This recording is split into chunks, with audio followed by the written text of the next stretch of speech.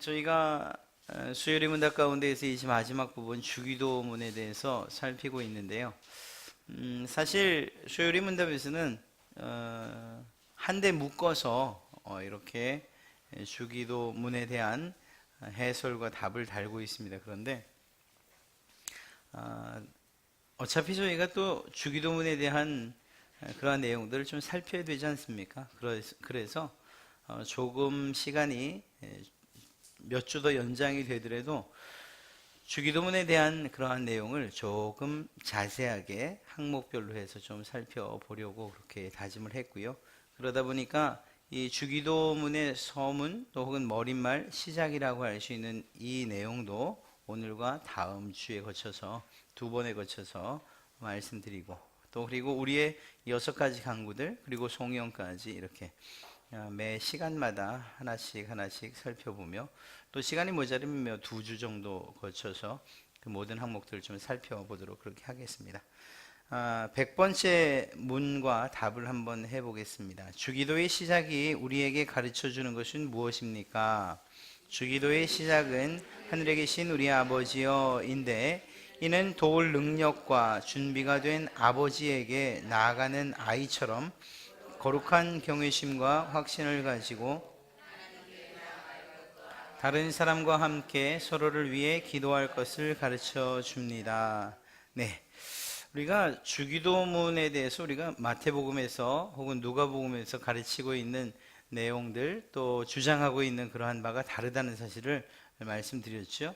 그러면서도 공통적인 한 가지는 기도의 모델로서 우리에게 주셨다는 사실 그리고 우리가 어떻게 기도해야 하는가 뿐만 아니라 우리가 하고 있는 이 기도가 과연 무엇을 의미하는가 즉 그리스도인의 정체성을 의미하고 또 교회와 그리스도인의 비전에 대한 선포 또 사명선언문과도 같은 것이라고 말씀드렸어요. 그런 면에서 볼 때에 이 주기도문을 이 주님께서 알려주신 이 기도를 잘 깨닫고 또 이대로 이러한 마음을 가지고서 기도할 수 있다면 우리가 정말 잘 살아가고 있는가 그리스도인으로서 잘 살아가고 있는가 하는 것들을 이렇게 빗대어 볼 수 있는 이 기도를 기준 삼아서 내 삶을 돌아볼 수 있는 그러한 마치 나침반과 이 표준과도 같은 그러한 역할을 한다는 사실을 말씀드렸습니다. 이것은 기도문이 맞아요. 기도하는 것이고 그 기도에 대한 구조와 내용을 우리에게 알려주고 계신 것입니다. 그럼에도 불구하고 그렇다면 이 기도에 있어서 가장 중요한 것, 기도가 무엇인지는 알겠는데 때로는 요청하는 것이고 때로는 우리의 간구를 하는 것이고 때로는 하나님과 이야기를 하는 것이고 또 하나님의 말씀을 듣는 것이고 하는 이러한 기본적인 기도에 대한 것은 알겠다는 것이죠. 그렇다면 그런 기도를 할 때에 우리에게 있어 정말 가장 중요한 것은 무엇이냐 하는 이런 질문을 던지지 않을 수가 없어요. 왜냐하면 다는 아니고 전부는 아니지만 어떤 분들은 이 기도에 있어서 그리 중요하지 않은 것에 때론 목숨을 걸기 때문에 그래요.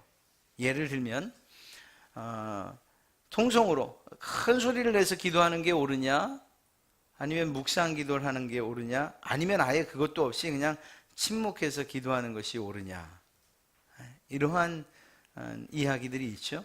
어떤 이들은 크게 기도하는 게 옳다 또 아니다 하나님께서 귀머거리도 아닌데 뭐 그렇게 크게 할 필요가 있냐 조용히 묵상하며 기도하는 게 옳다 이렇게 말해요. 근데 이건 별로 중요한 게 아니라는 거예요.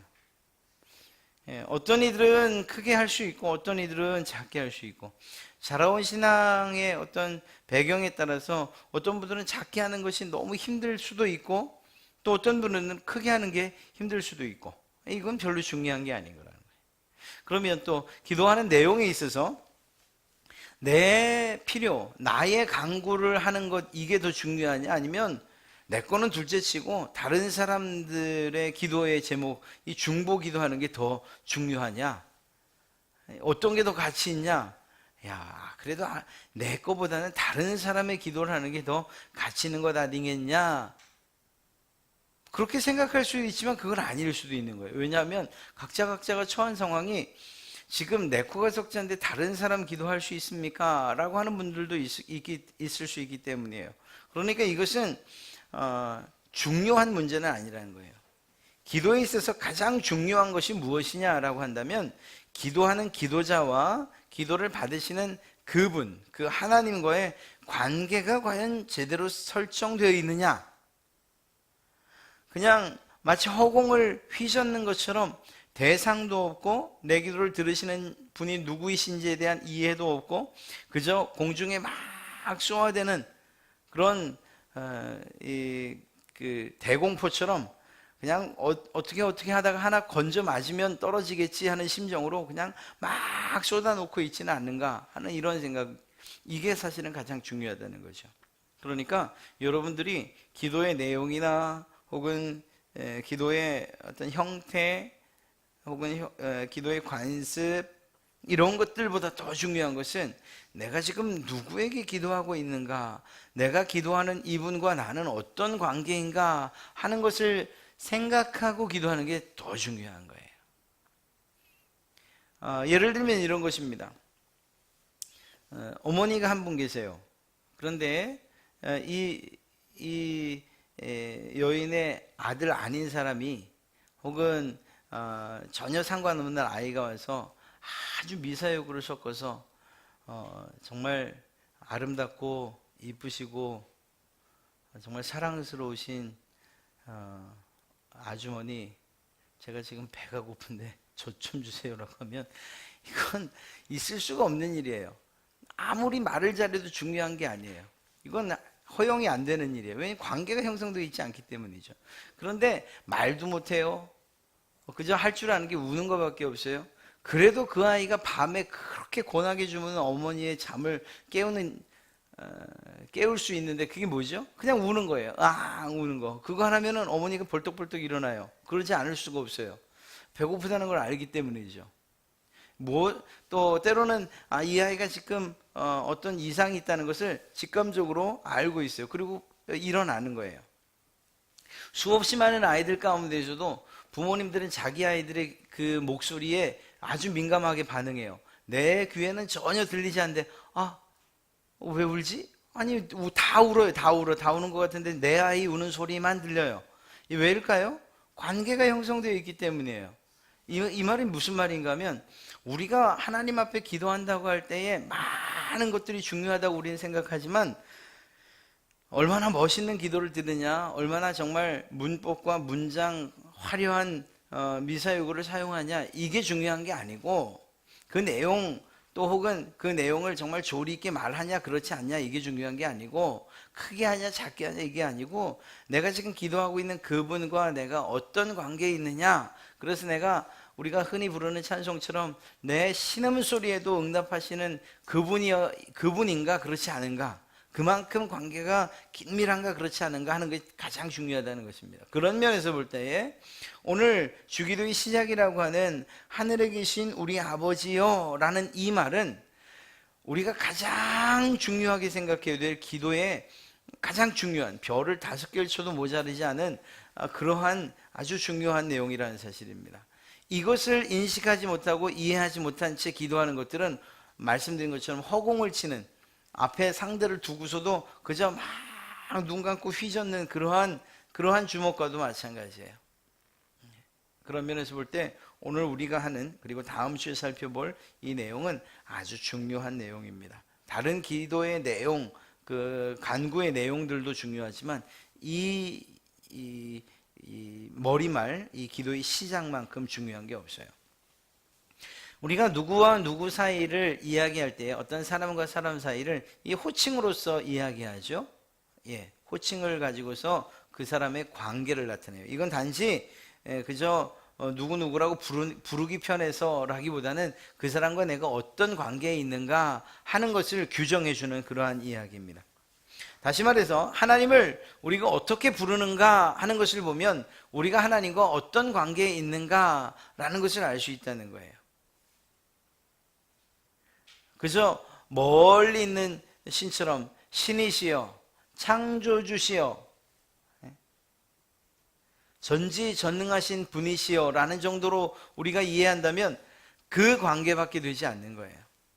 그러나 놀랍게도 주님께서 우리에게 알려주신 기도에서 하나님과의 관계를 어떻게 규정하고 있는가 하면 아버지라고 부르라는 거예요. 우리 아버지요. 이 우리라는 말도 매우 중요한데요.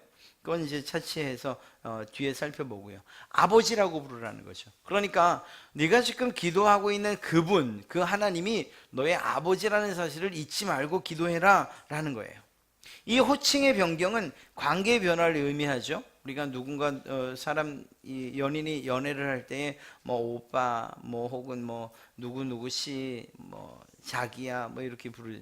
근데 이게 결혼을 하고 나면은 여보, 당신 이렇게 바뀌죠. 사람이 바뀌었나요? 아니에요. 그게 아니고 그 사람들의 관계가 바뀐 거예요. 혼인 관계로 들어가면서 부르는 호칭이 이렇게 바뀌는 거죠. 믿지 않는 사람들이 하나님을 아버지라고 부르는 것에 대해서 거북해하거나 혹은 두려워하는 이유가 있어요. 하나님과의 관계가 제대로 형성되어 있지 않기 때문에 하나님을 아버지라고 부르는 게 그토록 어색할 수밖에 없는 거예요. 특히 세상의 대부분의 신은 이렇게 자신을 아버지라고 부르는 아버지라고 부르라고 명령하는 또 그렇게 허용해 준 신이 없기 때문이에요. 부처님 아버지라고 부르지도 않고요. 알라 아버지라고 부르지도 않아요. 이러한 아버지라고 부를 수 있는 그것도 우리 편에서 내가 이제 아버지라고 부르겠습니다 라는 것이 아니고 하나님 편에서 이제 나를 아버지라고 불러라 라고 허용된 이러한 종교는 거의 없다고 봐야죠. 없죠. 그렇기 때문에 그런 면에서 볼 때에 우리가 하나님을 아버지라고 부르며 시작할 수 있다는 것, 우리가 그 기도를 우리의 요청을 시작할 수 있다는 것은 이것은 매우 큰 하나님의 은혜요 복이라고 이야기할 수 있는 것입니다. 왜냐하면 이 아버지라고 하는 혹은 아빠라고 하는 이 단어가 우리에게 의미하는 바가 아주 크기 때문입니다.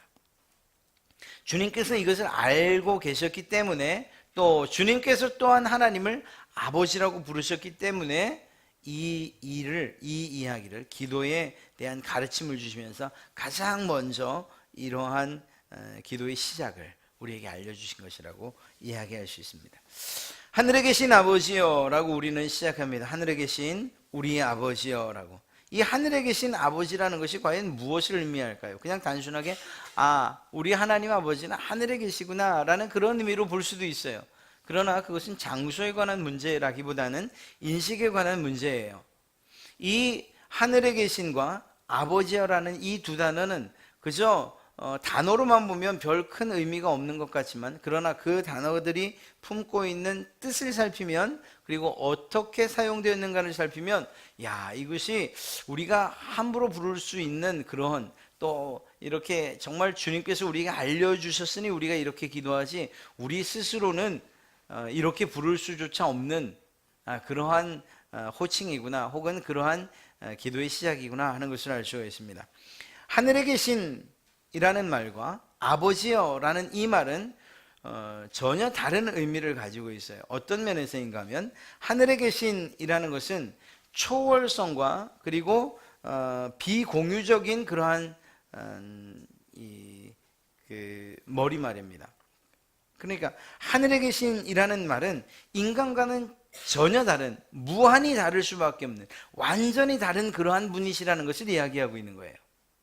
즉 다시 말해 하나님께서 어떤 분이시냐? 우리 인간과는 전혀 다르신 분이시고 그리고 무한하시고 크시고 우리 인간을 초월하시는 그런 지혜나 혹은 지식이나 능력이나 모든 면에 있어서 초월하신 그러한 하나님이라는 사실을 이 하늘에 계신이라는 말에 담아두고 있는 거죠. 그러면서도 동시에 아버지라는 말을 통해서 이것은 전혀 다른 우리 가운데도 있고 공유되어지는 인간과 하나님 사이에서 공유되어지는 인간과 같은 그러한 특성임을 이야기해주고 있는 것입니다. 그래서 즉 인간과 가장 친밀하고 가까운 관계에 계신 하나님이라는 사실을 이 아버지라는 단어에 둔 거예요. 우리가 감히 갈 수 없는 우리가 상상조차 할 수 없는 그러한 곳에 계신 그러한 분, 가까워질래야 가까워질 수 없는 간극을 두고 있는 그러한 하나님 초월한 상태에 계시는 분이시지만 하나님께서 아버지라는 그러한 호칭을 그 뒤에 연결하여 주심으로써 그런 초월성을 가지고 계신 그분, 도저히 가까이 갈 수 없는, 공유될 수 없는 그러한 분의 속성에, 그러한 분에게 우리가 우리와 같은, 그리고 우리가 부를 수 있는 그런 관계를 하나님 주님께서 형성해 주셨다는 것입니다. 그러니까 신적인 그러한 영역, 그리고 구분되어지는 그 영역에 아버지라는 단어로서 이렇게 연결시켜 주시는 그분이 바로 예수님께서 우리에게 알려주신 이 머리말에 들어있는 그런 내용이라는 것입니다. 용어로 봐도 그렇습니다.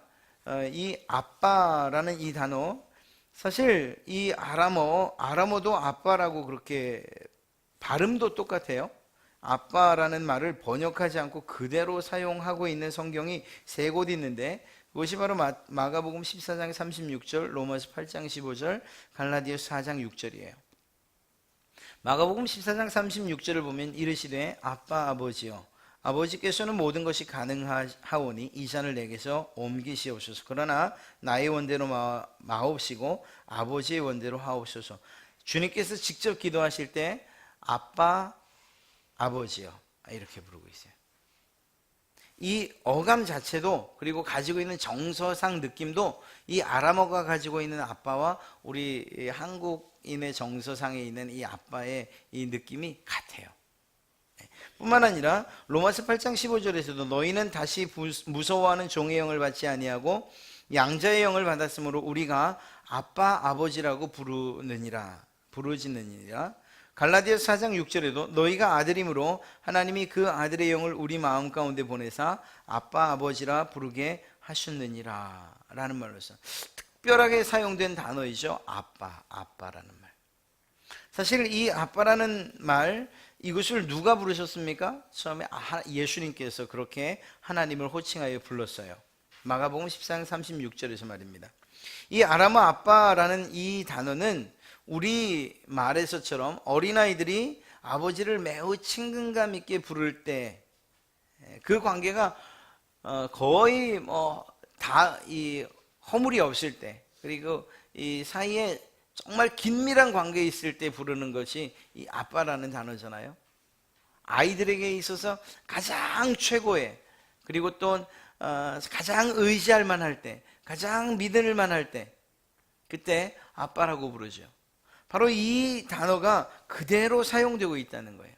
사실 이 아빠라고 불려진다라고 할 때, 이 아빠라고 부를 때에는 단지 어린아이들 뿐만 아니라 이젠 성숙한 나이가 든 그러한 자녀들 또한 아버지를 존경하며 또 그 아버지와 아주 긴밀한 관계에 있다는 것을 표현할 때에 역시 아빠라고 불러요. 이러한 호칭이 예수님께서 사용하신 호칭이라고요. 예수님께서 하나님을 부를 때 아빠, 아버지라고 부르셨다는 사실. 이 말은 예수님께서 얼마나 하나님과 긴밀한 관계에 있는가 하는 것을 드러내주고 있는 이야기죠. 사실 예수님께서는 하나님을 아버지라고 부르는 이 일 때문에 신성모독이라는 이야기까지 들어야 했어요. 그럼에도 불구하고 예수님은 하나님을 아버지라고 부르는 것을 주저하지 않았고요, 그것들을 멈추지도 않으셨어요. 오히려 오늘 기도한 것처럼 아빠, 아버지라는 더 긴밀하고 친밀한 그러한 관계에 있음을 이야기하고 또 표현하고 있는 것을 보게 됩니다. 예수님께서 하나님을 이렇게 아버지라고 부르는 것은 과연 무엇을 의미하는 것일까요? 즉 예수님이 하나님의 아들이라는 사실을 이야기할 뿐만 아니라 하나님 아버지와 하나님으로서 동등하다는 사실을 이야기하고 있는 거예요. 그래서 성부 하나님, 성자 하나님과 더불어 제2위 성령 하나님과 더불어 제2위이신 성자 하나님이심을 스스로 드러내서 밝히 보여주시는 것이죠. 인간들은 이해할 수 없었고, 특별히 유대인들은 하나님을 아버지라고 부르는 것 자체가 모욕적이고 모독적인 말이었기 때문에 그것을 죄명 삼아 예수님을 죽이려고, 또 실제로 죽이기까지 했습니다만, 예수님은 끊임없이 하나님을 아버지라고 부르고 계신다는 사실이에요. 그런데 더 놀라운 것은 무엇인가 하면, 예수님은 하나님이시니까 하나님을 아버지라고 부르는 것이 특별히 문제가 없다, 우리가 이렇게 생각을 하고 이해할 수 있다 생각해요. 그런데 그 예수님께서 제자들에게도 하나님을 아빠라고 부르게 하셨다는 사실이에요. 아버지라고 부르게 하셨다는 사실이에요. 예수님께서 하나님과 가지고 계셨던 그 긴밀한 관계를 우리에게도 허락해 주셨다는 거죠. 허용해 주셨다는 것을 이야기하고 있는 거예요. 이게 사실 가능한 일인가요? 하나님은 신이시니까 가능해요. 그러나 우리는 만들어진 피조물이고 우리는 흙으로 만들어진 그러한 존재잖아요. 하나님과는 전혀 같은 위치에, 같은 레벨에 있을 수 없는 그런 사람들이에요. 그럼에도 불구하고 예수님께서 그의 제자들에게 너희도 아버지라고 부르라고 이렇게 권하고 있다는 거죠. 그리고 그렇게 이야기하고 있어요. 이 말이 무슨 말인가요? 왜 이런 일이 가능했을까? 그것은 말이죠, 하나님께서 처음부터 가지고 계셨던, 창세 전부터 가지고 계셨던 계획이 이루어진 것이라고 봐야 돼요. 하나님의 계획이 무엇이었습니까? 우리를 구원하시는 것. 구원하시는 것, 그것을 다르게 이야기하면 우리를 하나님의 자녀 삼으시는 것이었죠. 이 일을 누가 이루셨습니까? 예수님께서 이루셨어요. 이 땅에 오셔서 십자가에 죽으심으로. 그래서 예수님께서 그 하나님의 계획에 따라서 하나님의 아들로, 우리를 하나님의 아들로 만들어 주시기 위해서 이 땅에 오셨고, 그 방법이 무엇이었냐? 십자가에 죽으시는 것이었어요. 우리의 모든 죄를 짊어지고. 이것을 우리가 배웠던 단어로 이야기하면 양자됨이라고 하는 거예요. 하나님께서, 예수 그리스도께서 우리를 죽으심으로 예수님의 죽으심으로 말미암아 우리가 하나님의 양자 되게끔 해 주셨다는 것입니다. 이것이 주님께서 하신 일이에요.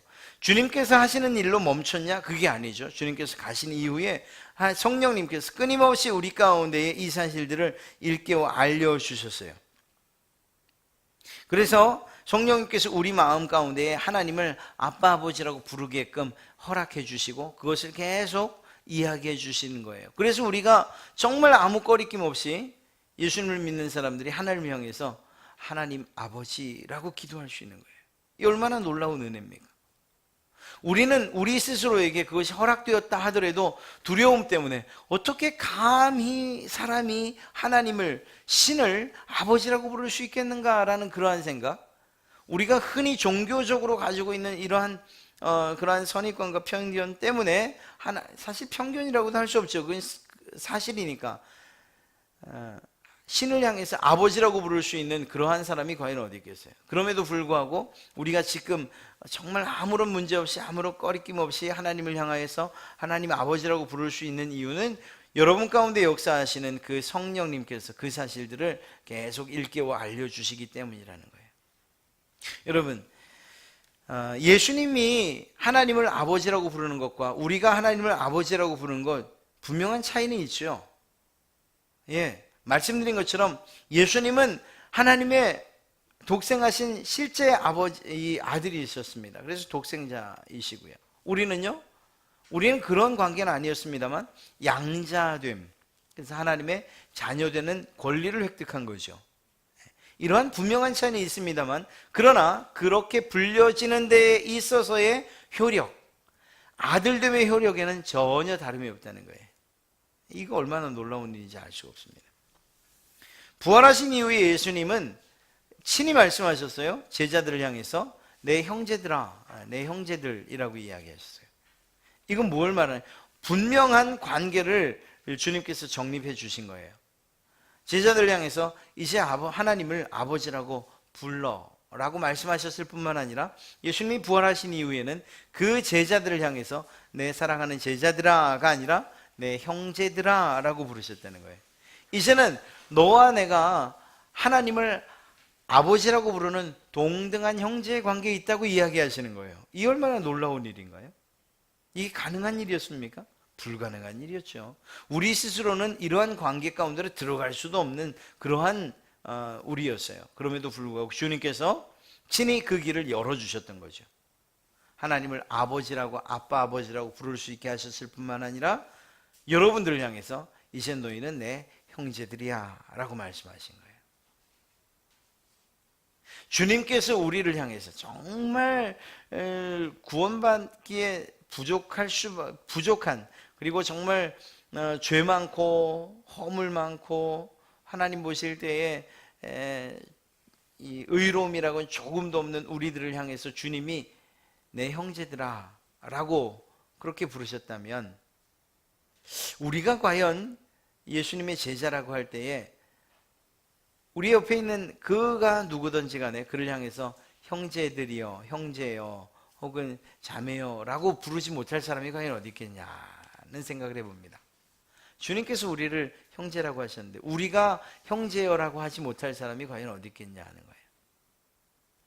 이런 생각을 가지고서 교회 안에서 이제 하나님 안에서 예수 그리스도로 말미암아 가족되었다는 이 사실들을 끊임없이 기억하고 나가야 돼요.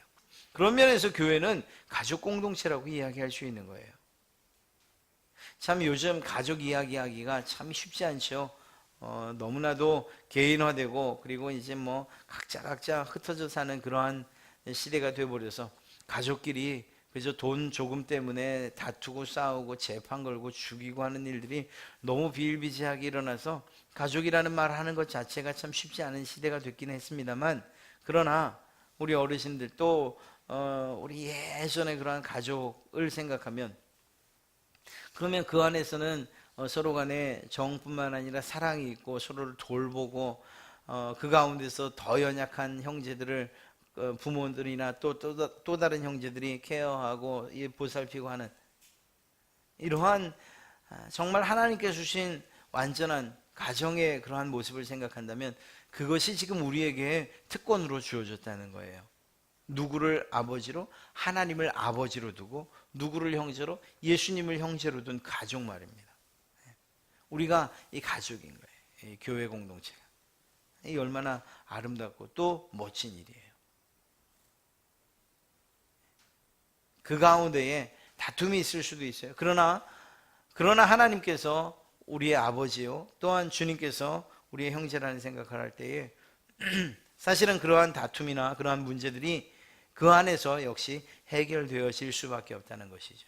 이것 때문에 갈라지고 그리고 등 돌리는 일들이 있어서는 안 된다는 것을 이야기하는 것입니다. 그렇다면 하나님의 자녀됨에 대한 유익이 과연 있느냐?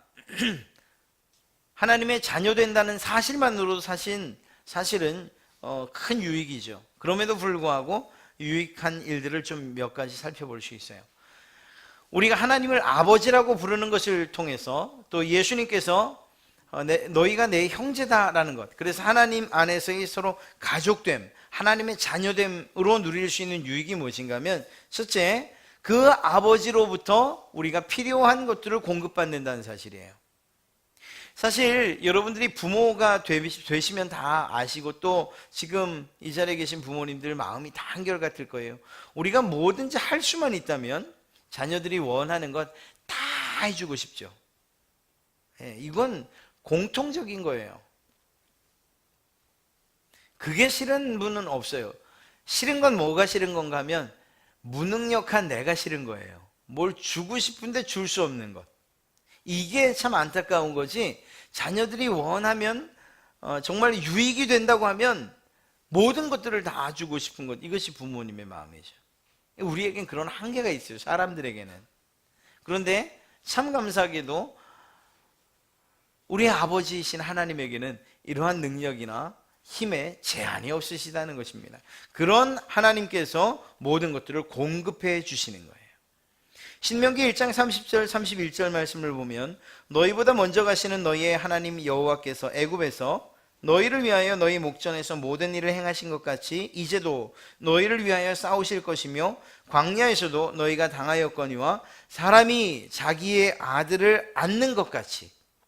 물론 이렇게 비유를 한 것이지만, 그러나 그 상황이 우리에게는 오늘 말씀대로 그대로 이루어진 줄 믿습니다.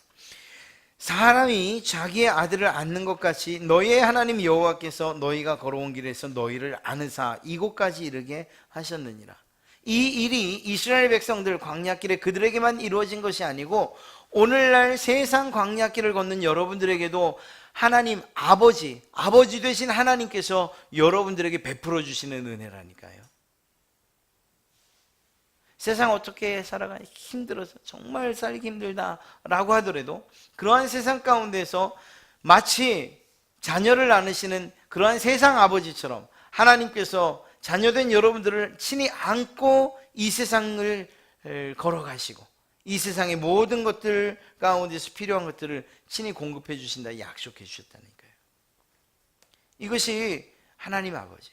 여러분, 세상에 다른 많은 신들이 있어요. 그러나 우리가 그 신들을 신뢰할 수 없는 것은 우리가 무엇을 요청할 때 그들이 우리에게 줄 수 없다는 것을 알기 때문이에요. 왜? 그것은 돌에 지나지 않고 나무에 지나지 않고 사람들이 만들어 놓은 신에 지나지 않기 때문에 그것들이 우리에게 무엇인가 모든 어떤 것들도 단 정말 작은 어떤 것도 채워줄 수 없다는 사실을 우리가 알기 때문에 그것들에게 빌 수도 없고 절할 수도 없는 거예요. 그래서 차라리 내 주먹을 믿으라고 이야기할 수 있는 거예요.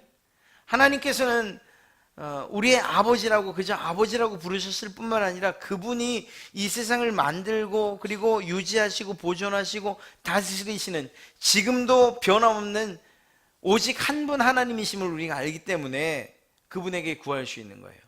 그리고 무엇보다 그분이 우리의 아버지가 되어주시기 때문에 그분에게 내 보호를 요청할 수 있는 것이고 그때에 주님께서 우리를 안고 마치 이스라엘 백성들을 보호하셨던 것처럼 광야 세상길에서도 우리를 보호해 주실 것이라는 것이죠.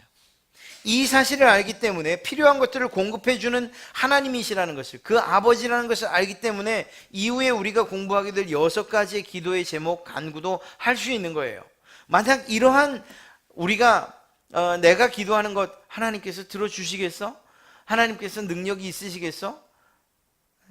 하나님이 나랑 무슨 상관이 있는데 내 기도에 응답하시겠어? 라는 이러한 생각을 가지고 있다면 뒤에 6가지를 기도하면 못하고 60가지를 기도하며 100가지를 기도하면 무슨 의미가 있겠어요? 하나님께서 우리의 아버지이시고 아버지이실 뿐만 아니라 공급해 주시기에 무한한 능력이 있으신 분이라는 것을 믿을 때 우리가 한 가지를 기도해도 2가지를 기도해도 그것이 우리에게 의미가 있는 것이죠. 바로 그런 하나님이라니까요. 여러분이 하늘에 계신 우리 아버지요 라고 할 때에 이 말 하나에 우리가 기도하는 모든 것들을 공급해 주시는 그러한 능력 있는 하나님이라는 것, 그런 아버지이신 하나님이라는 것을 믿고 기도하는 것이라니까요. 그때에 여러분들의 기도에 힘이 있고 또한 정말 능력이 있는 기도가 될 줄로 믿습니다. 이건 우리의 기도에 능력이 있다는 의미가 아니에요. 우리의 기도를 들으시고 또한 모든 것들을 공급하신 그 하나님에게 능력이 있다는 것을 이야기하는 것입니다. 그러니까 우리가 무엇인지 기도할 수 있는 거예요. 무엇이든지 아를 수 있는 거예요. 물론 그 판단은 그것이 그 기도에 대한 응답에 대한 판단은 하나님이 하시죠. 아이들은 무엇이든지 요구할 수 있어요. 아빠 하늘에 있는 별을 따다 주세요. 우리 사람들은 할 수 없어서 못하는 일이죠. 하나님이 그 일을 하지 않는 이유는 뭘까요? 하나님 저 달이 내 것이 됐으면 좋겠어요. 우리가 기도한 저 산이 사라져 버렸으면 좋겠어요. 기도할 때 사람은 능력이 없어서이지만 하나님은 그것이 우리에게 유익이 되지 않는다는 사실을 아시기 때문에 응답하지 않으시는 거예요. 능력이 없어서가 아니라.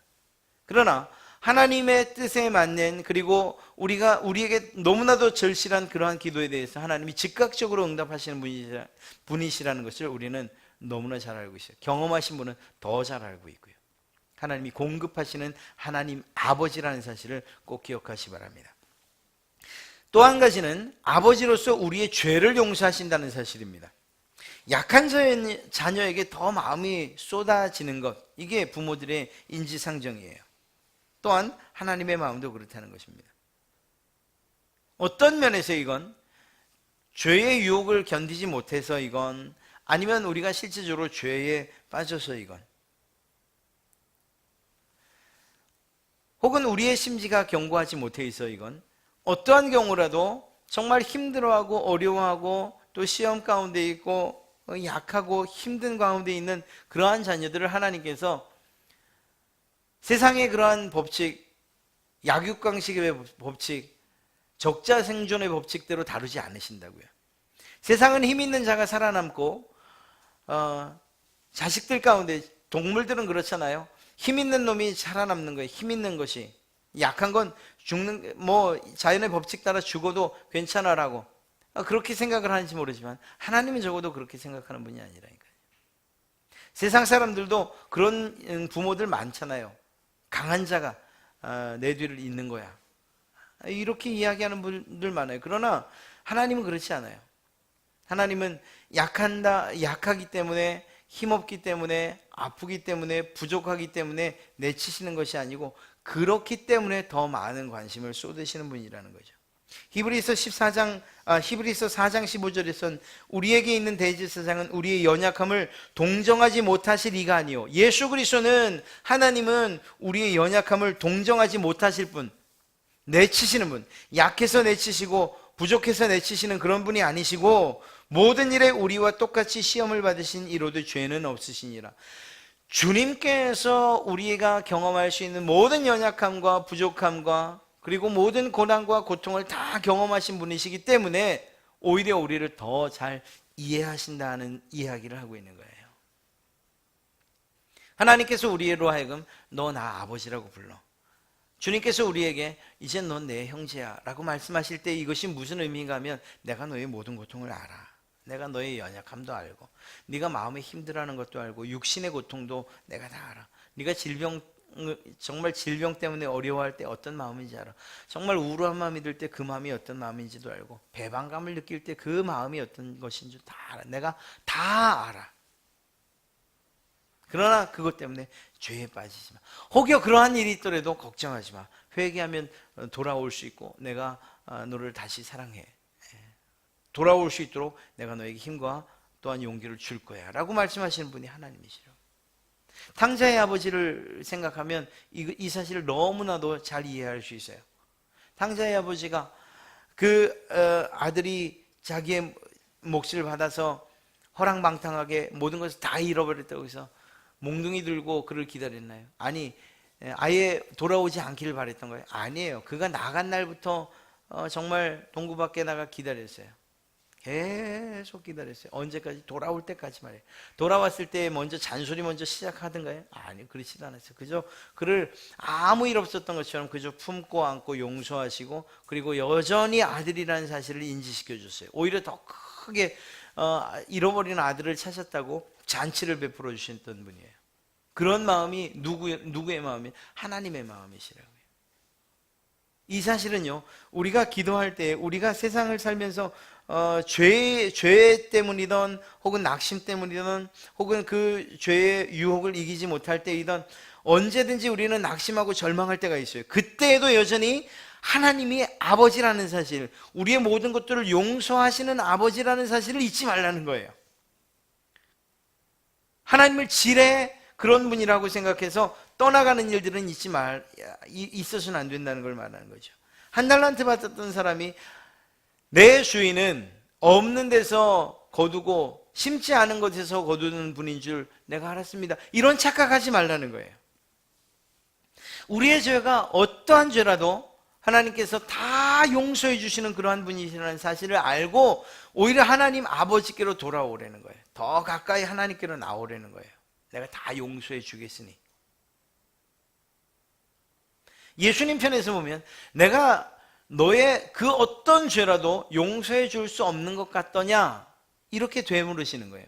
내가 죽은 이 사건, 내 죽음이 네 그 죄도 용서하지 못할 것처럼 생각되냐?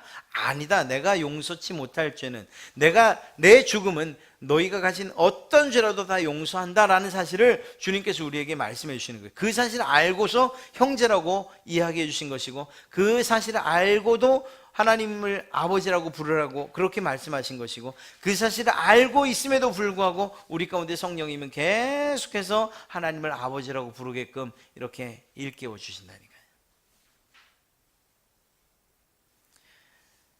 이러한 모든 죄로부터 우리의 모든 죄를 용서해 주시는 하나님 아버지라는 사실을 기억하실 때 우리가 하나님 앞에 부끄러움 때문에, 죄 때문에, 문제 때문에 나오지 못할 그러한 어떤 제목도 없어요. 그런 이유를 우리는 댈 수가 없을 거예요. 그러니 하나님 앞에 나오는 것을 어떤 상황이라도 두려워하거나 주저하지 마시길 바랍니다. 한 가지 더 말씀드린다면, 아버지로서 우리를 보호해 주신다는 거예요. 앞서 말씀드렸던 것처럼 세상 사람들은 내가 널 보호해 줄게 이렇게 말한다니까요. 세상에 그런 생각 안 하는 부모가 없어요. 저도 그런 생각을 하거든요. 야, 그렇게 생각을 해요. 내가 뭔 능력이 있어야 말이죠. 제가 그런 이야기 종종 하잖아요. 저희 막내가 아주 어렸을 때예요. 아주 어렸을 때, 이렇게 그런데, 그때 이제 그런 생각을 갖고 있었죠. 그래. 혼자서 그런 생각 해요. 원래 다 그렇게 생각해요. 나중에 부모님들 대보세요. 내가 널 지켜주마. 멋있잖아요. 근데 이제 제가 이제 그 흔들 의자가 저희 집에 있었는데 이렇게 앉아 있었어요. 앉아 있고 이렇게 책을 보고 있는데 갑자기 쿵 소리가 나는 거예요. 뒤를 돌아보니까 진짜 큰 거울이 저희 집에 있었거든요. 그게 뚝 떨어진 거예요. 근데 왜 떨어졌냐면 기환이가 그거 갖고 놀다가 떨어뜨린 거예요. 그러니까 참 감사한 건 그게 그 아이 발등을 찍지도 않았고 그게 깨지지도 않았어요. 그럼 무슨 생각이 들었냐면 내가 널 지켜줄게. 바로 30cm 뒤에 있었는데 지키긴 무슨, 죄송합니다, 개뿔 지키긴요.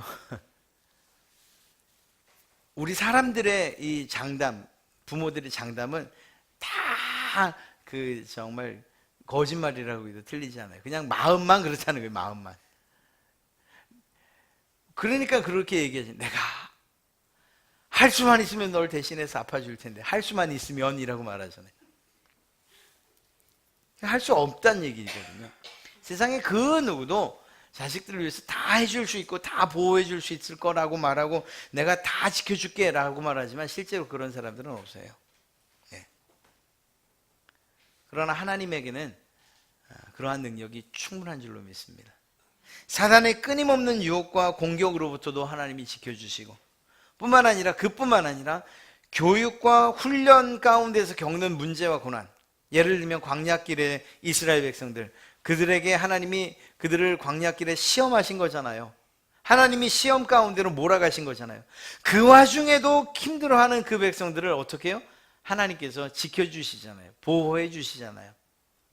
아니, 테스트를 하면 시험을 치면 그 정도는 다 이겨야 돼. 한번 이겨봐 라고 하실 만한데 그것 때문에도 힘들어하면 하나님이 그 가운데서 또 지켜주시고 보호해 주신다니까요. 그런 분이셔요. 세상을 살면서 여러분들이 당하는 여러 가지 어려운 일들, 힘든 일들, 고난 혹은 역경, 다른 여러 가지 말로 표현된 어려운 일들이 많잖아요. 그 가운데서 하나님이 지켜주신다고요.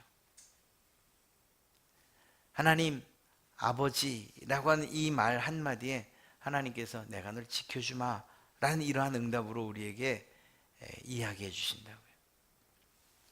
여러분, 이게 하나님을 아버지라고 부르는 사람들에게 주시는 유익이에요.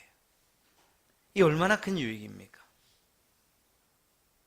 세상의 아버지라고 할 때에 저는 참 착각을 한 게 있었어요. 저는 아버지하고 관계가 굉장히 좋았기 때문에 이런 예를 든다거나 예화를 이룰 때 아버지에 대한 이야기라면 모두가 다 호감을 가질 줄 알았어요. 근데 그게 아니더라고요. 나중에 보니까 아버지하고 관계가 그렇게 썩 좋지 않은 분들도 꽤 있어요. 그래서 제가 이야기하는 이 감정이 그대로 전달되지 않는 그런 경우가 있더라고요. 그래서 제가 어떤 예를 들 때 제 이야기입니다 라거나 이렇게 토를 다는 일들이 많아졌어요. 혹시 그런 일이, 그런 아버지하고의 관계가 좀 힘든 분들이라 하더라도 그 아버지 때문에 하나님 아버지까지 오해하지 마시기 바랍니다. 하나님 그 아버지는 세상 아버지하고 비교할 수 없는, 세상에 가장 좋다고 하는, 그리고 또 정말 좋은 관계를 가지고 있는 그 관계보다 더 좋은 관계의 하나님 아버지이심을 마음에 꼭 잊지 마시고, 하나님을 아버지라고 부르는 것, 그것이 얼마나 감사한 일인지, 또 얼마나 능력 있는 일인지, 얼마나 자랑스러워할 만한 일인지 이렇게 그렇게 생각하셔도 괜찮아요. 충분히 좋은 아버지이시기 때문에 그렇습니다. 그저 기도하기가 너무 힘드시면 아버지라는 말로서 하나님 앞에 나가시면 하나님께서 뭘 말하려고 하는지, 뭘 기도하려고 하는지 이미 다 아시고, 그리고 그것에 대해서 충분히 응답하실 줄로 믿습니다. 그런 분이세요. 그런 분. 이러한 우리 아버지라고 부르는 것, 하늘에 계신 우리 아버지라고 부르는 것, 하늘에 계신 그 모든 능력을 가지고 계시고 우리와는 정말 충분한 거리가 있으시고 무한한 그러한 이 능력을 가지고 계신, 우리가 따라갈 수 없는 그러한 그 하나님께서 내 아버지로서 계신다는 사실을 고백하는, 하늘에 계신 우리 아버지, 하늘에 계신 나의 아버지, 하늘에 계신 아빠, 아버지라고 부르는 이것이 여러분들의 믿음의 고백이고 또한 진정한 고백이 되시기를 주님의 이름으로 축복합니다. 그때 여러분들이 기도하는 모든 것들, 그것이 무엇이든지 간에 하나님께서 충분히 공급하시고 죄의 모든 유혹으로부터 우리를 이겨내게 하시고 용서하시고 또한 모든 것들을 로부터 보호해 주시는 그러한 은혜가 여러분들에게 있으실 줄로 믿습니다.